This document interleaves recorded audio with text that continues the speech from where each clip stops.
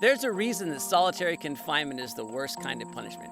People are meant to be together. People want to belong to something. They want to belong to a community of other people.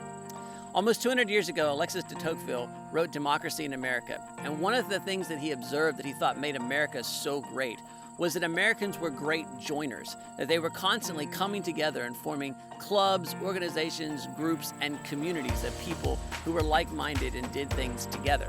Well, almost 200 years later, that's still true. And I would submit that one of the most important skills that you can learn is how to find and form communities.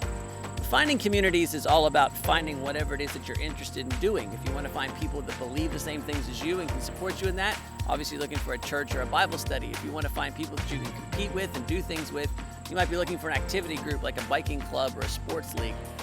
But one of the things that you may not think about, and that's really important, is what kind of relationship you're looking for. And I'd submit that there's three kinds. You can find a mentoring relationship where you're joining a group maybe of older professionals, or maybe you join the seniors Sunday school class at your church, people who are older than you are and can speak wisdom into your life.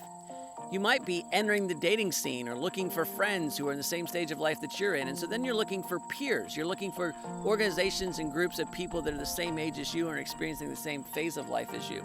Or it may be that you want to give back to the next generation.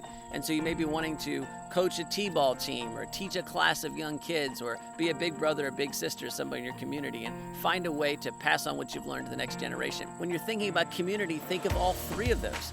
And if you can get involved in all three of those organizations, a place where you can be mentored, a place where you have peers, and a place where you can mentor somebody else, you will be constantly surprised at how often those three groups will interact and interconnect and how much richness that can add to your life.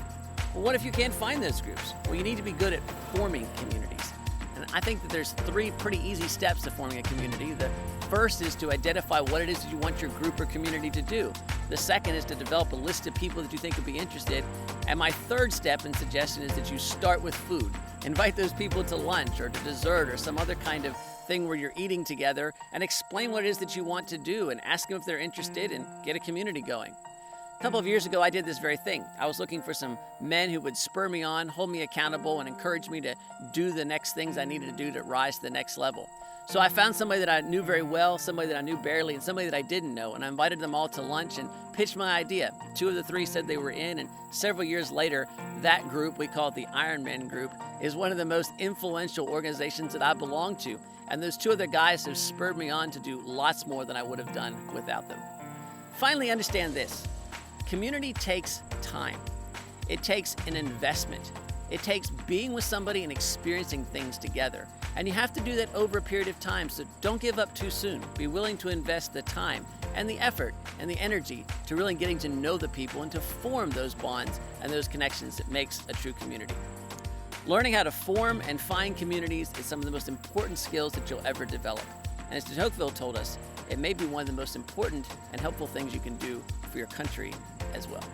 So tell us about how you've either found or formed community. We'd like to hear about it in the comments below. Also, if you have questions or topics you'd like addressed in future Live Deliberately episodes, please contact us or tell us about it in the comments below. Don't forget to like this video, and of course, we'd love for you to subscribe to our YouTube channel.